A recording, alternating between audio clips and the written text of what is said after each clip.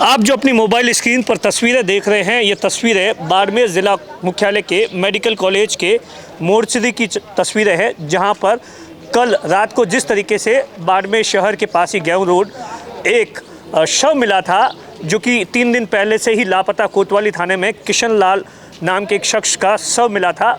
उसके बाद से ही परिवार के लोग, समाज के लोग सुबह से ही यहाँ धरना प्रदर्शन कर रहे हैं। पिछले कई घंटों से उदाराम मेघवाल सहित कई लोग आए। क्या कुछ इनकी मांगे हैं, जानते हैं किस तरीके से क्या कामकाज करते थे, ये जानने की कोशिश करते हैं।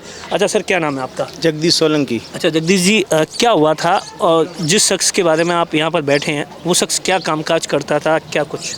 वो जूती बनाने का काम करता था अपने घर पे ही, जीनगढ़ मोहल्ला बाड़मेर में। ठीक है, तो क्या कुछ कैसे घर पर बनाता था, सप्लाई करता था, बाहर गांव में जाकर किस तरीके से, कितने टाइम से? घर पे ही बनाता था।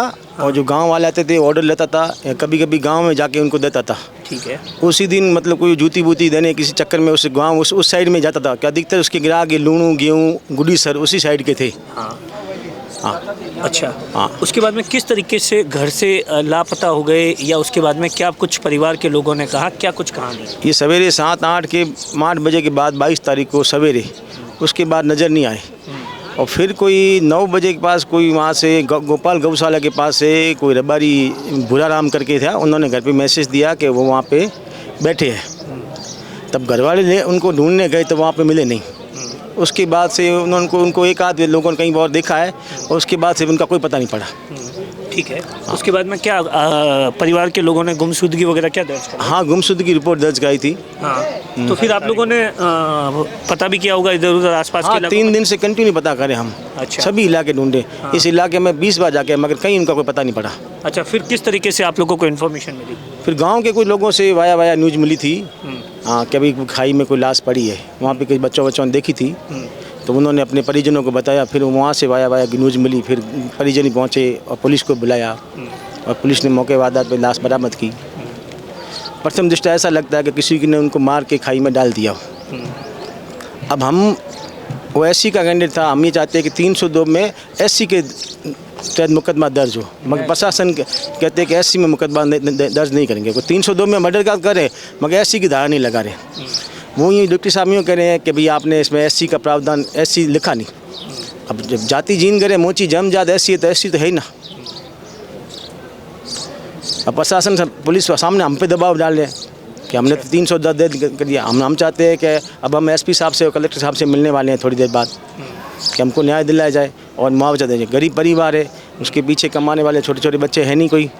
हाँ, परिवार में अकेला ही था जो मुख्य शख्स कमाता था, बाकी उसका लड़का तो एक बार बेचता, तो उसमें क्या कमाई होती है। सही बात। अच्छा, आप लोग समाज के लोग इकट्ठे हो रखे हैं।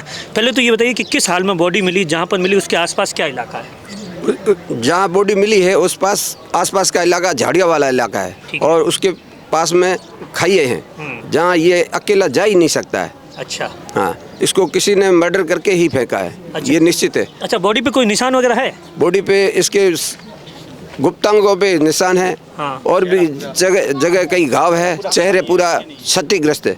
अच्छा, तो अब आप लोगों ने, समाज के लोगों, क्या कुछ बात हुई किसी से? कुछ हमारे समाज वालों के पास आए हैं पुलिस वाले, वो कहते हैं 302 में हम मुकदमा दर्ज कर देते हैं, लेकिन हम चाहते हैं कि एससी एक्ट के तहत मुकदमा दर्ज हो, इसलिए हम बैठे हैं। और प्रशासन की तरफ से हमारे पास ऐसी वापस कोई आया नहीं अब तक। अच्छा, आप लोगों की क्या डिमांड्स है?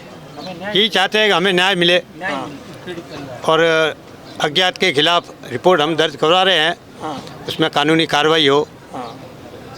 और परिवार की कैसी स्थिति है? परिवार बहुत गरीब परिवार है। वो अकेला कमाने वाला था, एक जूती बनाता था मुश्किल से। हाँ, बहुत दयनीय, छोटा सा उनका घर है, बाकी बीपीएल परिवार है। अच्छा, बीपीएल है? बीपीएल परिवार है। अच्छा, तो अभी आपकी किन्हीं नेताओं से या कुछ कोई बातचीत हुई है?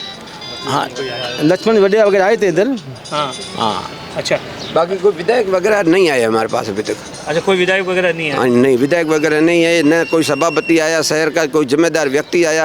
हाँ। कोई हमारे पास नहीं आया। मैं वार्ड संख्या 4 से पार्षद हूँ, मेरे इलाके में ये व्यक्ति रहता था। अच्छा। और बहुत ही गरीब परिवार से है, इसको आर्थिक सहायता दिलाई जाए। अच्छा, आप देखिए कि किस तरीके से जो समाज के लोग हैं, परिवार के लोग हैं, साफ तौर पर कहना है कि गरीब है और उसके चलते ही ये लोग धरना प्रदर्शन कर रहे हैं। इनकी कई मांगे हैं और इनका सीधे तौर पर यह भी आरोप है कि कहीं ना कहीं जिस तरीके से बॉडी मिली है उसमें इन्हें इस बात का संदेह है कि कहीं इस शख्स की हत्या की गई है और इसी के चलते ये लोग धरना प्रदर्शन कर रहे हैं और अपनी मांग कर रहे हैं। लेकिन इनका कहना है कि पिछले कई घंटों से लगातार यहाँ पर बैठे हैं, लेकिन कोई भी ना तो नेता आया और न ही कोई और आया। इसी के चलते अब ये इंतज़ार कर रहे हैं कि कोई इनसे आकर बातचीत करे और ये अपनी बातें मंगाए और यही लोग अब मिलकर कलेक्टर के पास जाने वाले हैं। कैमरे के पीछे अश्विनी है, मैं आपका साथी दिनेश बोरा।